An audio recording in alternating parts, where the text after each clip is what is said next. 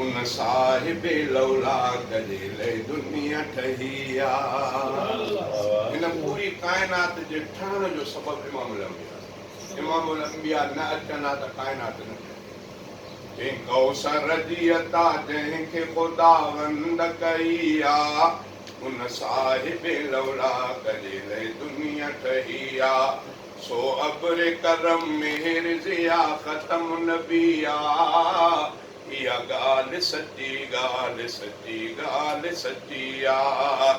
अल्लाह रखियो सोणे जो ख़ुदि नाम मुहम्मद, चुमिजी था वञनि चपड़ा वठण नाम सां अज़ ख़ुदि।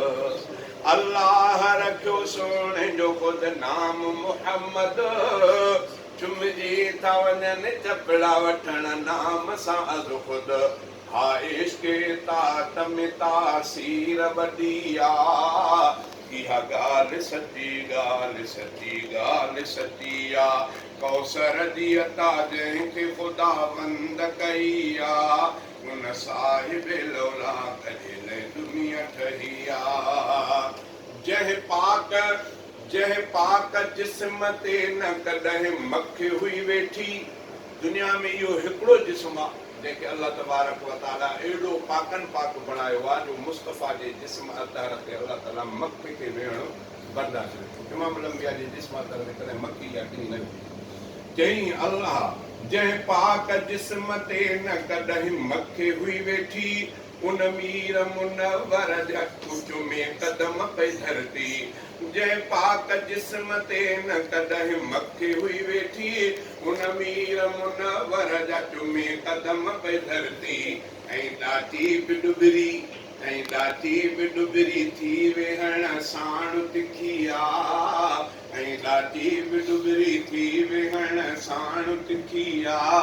इहा ॻाल्हि सची, ॻाल्हि सची, ॻाल्हि सची आहे। कौसर जी अता जंहिंखे ख़ुदावंद कई आहे, उन साहिब लौलाद जे लाइ दुनिया ठही आहे।